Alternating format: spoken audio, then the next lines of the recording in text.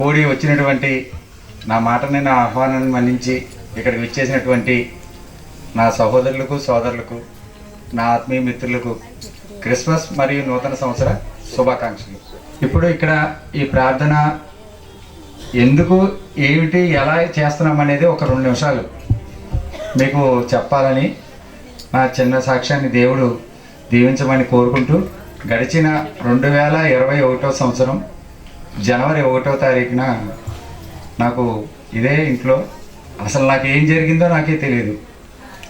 Brain stroke తోటి ఇక్కడ నాకు అన్కాన్షియస్ అంటే మనకి ఏమీ తెలియకుండా స్పర్శ లేకోకుండా ఉన్నటువంటి వాళ్ళని ఇంగ్లీష్లో అన్కాన్షియస్ అంటారు. అంటే మన గురించి మనకేం తెలియదు, మన బ్రెయిన్ పనిచేయదు, వాళ్ళు ఎవరో తెలియదు మనకి. అలాంటి పరిస్థితిలోంచి దేవుడు ఆయన కృప ద్వారాగా నన్ను ఈ యొక్క కుటుంబాన్ని మరి ఎంతో కాచి కాపాడి మరి ఈ సంవత్సరం 2022 క్రిస్మస్ రోజున మీ ముందు ఇలా మాట్లాడుతున్నందుకు మరి దేవుడికి ప్రత్యేకమైనటువంటి కృతజ్ఞతలు తెలియజేసుకుంటూ, మరి నన్ను భీమవరం హాస్పిటల్కి తీసుకెళ్తే మరి అమ్మ మా పెద్ద అబ్బాయి అసలు తర్వాత నేను వచ్చిన తర్వాత చెప్పారు, చాలా వాళ్ళిద్దరూ చిన్నపిల్లలు చాలా బాధపడిన సమయంలో విజయవాడ ఆంధ్ర హాస్పిటల్కి తీసుకెళ్తే అదే టైంలో కరోనా టైంలో మరి ప్రత్యేకమైనటువంటి వార్డు ఇచ్చి కరోనా టెస్ట్ చేసిన తర్వాత దేవుడి ఆశీస్సులు దేవుడి చల్లని దీవెన వల్ల కరోనా టెస్ట్ నుంచి కరోనా లేదు అని ప్రత్యేకమైనటువంటి రూమ్ తీసుకుని అందులో చేసిన తర్వాత 9 రోజుల పాటు మరి కిడ్నీ బ్లాక్ అయిందని చెప్పారంట. నాకు 9 రోజుల వరకు నాకు ఏం జరిగిందో నాకు తెలియదు. కిడ్నీ పంపింగ్ విషయంలో 7.8 అంటే ఇంకా పని చేయని పరిస్థితిలో స్ట్రక్ అయిపోయింది, చెడిపోయింది. గుండె కొట్టుకునేది 13 సార్లు, నిమిషానికి 72 సార్లు కొట్టుకోవాలి. నేను సైన్స్ స్టూడెంట్ని కాదు. ఒక 14 సంవత్సరాల మట్టి నాకు ఈ డాక్టర్ దగ్గర వెళ్ళటం కానీ టెస్టులు చేయించుకోవడం వల్ల మొత్తం దాని గురించి మొత్తం అంతా డీటెయిల్ మొత్తం అంతా చదివేశాను. నా గురించి, నా కుటుంబం గురించి, మరి మన ఊర్లో మరి ఐజాక్ పాస్టర్ గారు, మరి నా సహోదరుడు సాల్మన్ రాజు గారు, నా సిస్టర్ అమ్మమని, మరి వీళ్ళే కాకుండా మరి ఈ చినవాల్పాలెం గ్రామంలో అందరూ కూడా నా గురించి ప్రార్థన చేసి, మరి ఈ ఊరే కాకుండా మరి హైదరాబాదు, విజయవాడ, ఇక్కడ చెన్నై ఇలాంటి పట్టణాల్లో ప్రార్థన చేసి మరి ఆ దేవుడి దయతోటి మళ్ళీ నన్ను 9 రోజుల తర్వాత నాకు మాట రప్పించి నాకు ఎంతో మేలు చేసి మళ్ళీ తిరిగి మీ ముందు నిలబెట్టినందుకు దేవుడికి ప్రత్యేకమైనటువంటి కృతజ్ఞతలు తెలియజేసుకుంటూ, అంటే చాలామంది కరోనా వచ్చి కోట్లు ఖర్చు పెట్టినా సరే లెక్కల ఫోటోలకి అంకితం అయిపోయారు.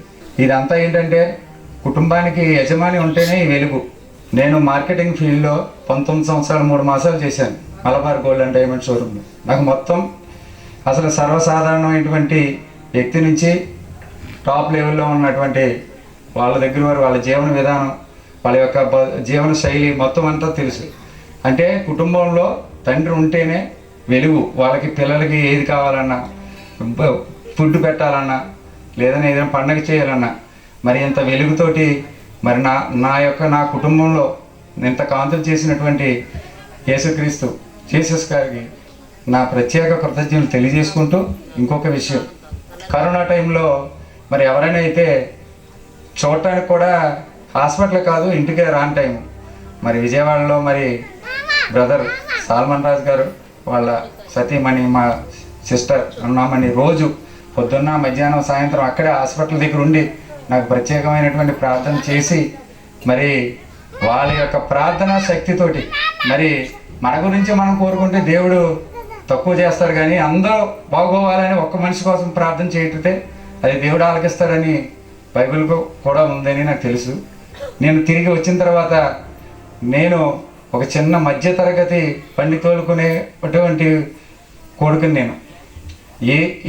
ఇలాంటి వ్యక్తిని నన్ను దేవుడు ఉన్నతమైనటువంటి శిఖరాల్లో, అంటే కొద్దిగా మేము పొలిటికల్గా అంటే రాజకీయంగా ముందుకు వెళ్ళే టైం మా నాన్నగారు అయితే ఇక్కడ సానావాళ్ళపేట వరకే తెలుసు. అలాంటిది నేను మొత్తం రాష్ట్రం అంతా తెలియజేసేలాగా దేవుడు నాకు ఎంతో సహాయం చేశాడు. నేను చదువుకున్న స్కూల్లోనే నన్ను స్కూల్ విద్యా కమిటీ చైర్మన్గా ఏకగ్రీవంగా ఏటిపావరం నుంచి శనివారపాలెం వరకు ఈయన ఉంటేనే కరెక్ట్ అని మరి ఆ విషయంలో అందరూ చేసి ఈ ఘనత సాధించినందుకు నాకు ప్రత్యేక కృతజ్ఞతలు. ఇదే క్రమంలో నాకు సహకరించినటువంటి నా స్నేహితులకి, మా పురుషోత్తం మాస్టర్ గారికి, మరి గ్రామంలో మరి జాన్ గారికి, మా అన్నయ్యలు అందరికీ కూడా ప్రత్యేక ధన్యవాదాలు తెలియజేసుకుంటూ, నన్ను నా కుటుంబాన్ని మీ అందరి ప్రార్థనలతోటి పైన దేవుడి దయతోటి ఇంకా ముందుకు తీసుకెళ్ళి ఇదే ప్లేస్లో మరి ఇంత ఇసుకెత్తరాలంత జనం వచ్చే విధంగా మళ్ళీ చెయ్యాలని కోరుకుంటూ ఈ చిన్న సాక్ష్యాన్ని దేవుడు ఆశీర్వదించమని మనస్ఫూర్తిగా దీవించమని కోరుకుంటున్నాను.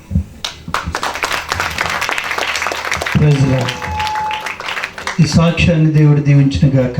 ప్రతి ఒక్కరికి కూడా ప్రభు పేరిట వందనాలు తెలియజేస్తూ, మరి ఈ క్రిస్మస్ పండుగ మహోత్సవంలో మరి దేవుని సేవకుల ద్వారా మంచి వర్తమానం విన్నాం. సతీష్ గారు వయసు చాలా చిన్నది కానీ మనసు చాలా పెద్దది. ఎందుకంటే నేను స్వయంగా ఆయన చూస్తూ ఉన్నాను. ప్రాణ స్నేహితుడు అనాలి నేను. ప్రాణ స్నేహితుడే. స్నేహితులు ఉంటారు, ప్రాణ స్నేహితులు ఉంటారు. అయ్యగారు చెప్పినట్టుగా కరోనా టైంలో సతీష్ గారు హాస్పిటల్లో ఉంటే అక్కడికి వెళ్ళి నేను ప్రార్థన చేశాను అన్నారే, అది అయ్యగారు ఆ ఒక్కటి చాలు. 1,00,000 ప్రసంగాలు చేస్తే వచ్చే ప్రతిఫలం కంటే ఆ కరోనా టైంలో సతీష్ గారి దగ్గరికి వెళ్ళి ప్రార్థన చేసిన దాని ఫలితం చాలా గొప్పదనమాట. అంటే అయ్యగారు 1,00,000 ప్రసంగాల కంటే గొప్పది ఒక్కటే సతీష్ గారి విషయంలో జరిగింది మాత్రం. నిజంగా సతీష్ గారికి కూడా అటువంటి మనస్సే ఉంది. సామాజిక సేవా కార్యక్రమాలు చేశారు. నిజంగా మరి ఆయనకు అనారోగ్యం వచ్చినప్పుడు నేను కూడా వ్యక్తిగతంగా ప్రార్థన చేశాను. ప్రభు, ఆయన మంచి వ్యక్తి, అటువంటి మంచి వ్యక్తి మరి ఈ విధంగా అనారోగ్యంగా ఇలా అవ్వకూడదు ప్రభా, ఆయన ఖచ్చితంగా స్వస్థపరిచి ఆరోగ్యం ఇవ్వమని నేను కూడా మా కుటుంబం సైతం ప్రార్థన చేశాం. దేవుని యొక్క కృపను బట్టి ఇక చక్కని క్రిస్మస్ మనందరినీ ఆహ్వానించారు. సతీష్ గారు అంత ప్రేమ ఉంది. ఇంతమంది వచ్చారంటే దేవుని ప్రేమ ఆయనలో ఉంది. ఆ ప్రేమను బట్టి ఆయన అనేకమైన సామాజిక కార్యక్రమాలు చేశారు. ఆ ప్రేమ, దేవుని ప్రేమ ఆయనలో ఉంది కాబట్టి దేవుడు ఆయన ద్వారా మంచి పనులు చేయించాడు. మరి ఆయనకు ఆరోగ్యం ఇవ్వడమే కాదు, దేవుడు అధికారం ఇచ్చాడు. అంతేకాకుండా హై స్కూల్లో ఇప్పుడు 1,30,00,000 రూపాయల గ్రాంట్తో మంచి నెంబర్ 1 హై స్కూల్గా ఆయన చేతుల మీద పనంతా జరుగుతుంది. అంత కమిట్మెంట్తో ఆయన వర్క్ చేస్తున్నారు. ఆయన మంచి మనస్సు ఉంది. అటువంటి ఒక్క మనిషికైనా మనం మంచి చేయాలి, దేవుని యొక్క కృపను పొందుకోవాలి. 100 మందికి చేయట్లేదు, ఒక్క మనిషికి చేసిన చాలు. అది ప్రసంగాల కంటే బైబిల్ మొత్తం ఆచరించే వరకు చదివేసి అప్పచెప్పేసిన దానికంటే కూడా గొప్ప విషయం ఏంటంటే యేసు ప్రభు చెప్పిన మాట ఒక్కడికన్నా సహాయం చేయాలి. అటువంటి మంచి మనసు దేవుడికి ఇచ్చినందుకు మరి మనల్ని ఆహ్వానించిన సతీష్ గారిని, వారి కుటుంబాన్ని, వారి తల్లి గారు, నిజంగా తల్లి అనే పదానికి చక్కని మీనింగ్ అనమాట. ఆవిడ తల్లి గారు మీనాక్షి గారు వచ్చిన ప్రతి ఒక్కరిని ఎంత ఆప్యాయ ప్రేమ, ఆ కుటుంబంలో ఎంత ఆప్యాయత ప్రేమ ఉందో చూసారా. మరి అయ్యగారు చెప్పారు, తండ్రి ఏది చేస్తే పిల్లలు అదే చేస్తారు. ప్రవక్తలు చెప్పినా ఎవరు వాక్యం వినలేదు, విన్నారు, పాపం నటించారు అంతే. పాస్టర్లు చెప్పిన వాక్యం విన్నారు అనుకుంటున్నారు, వినరు ఊరికే. కానీ చేస్తే మాత్రం చేస్తారు, విశ్వాసులేని ఎవరైనా. తండ్రి ఏం చేస్తే పిల్లలు అదే చేస్తారని అయ్యగారు చెప్పారు. అలాగే ఇప్పుడు తండ్రి ఏం చేశాడు, పిల్లలు కూడా అదే మంచి మనసుతో దేవుల్లో ఎదగాలని, ఆ విధంగా మంచి మనసుతో ఉన్నటువంటి వీరి కుటుంబం దేవుని కృప ఎప్పుడు తోడుగా ఉండాలని మనస్ఫూర్తిగా నేను కోరుతూ మరి మాటలు ముగిస్తున్నాను. దేవుని నామమున స్తోత్రం.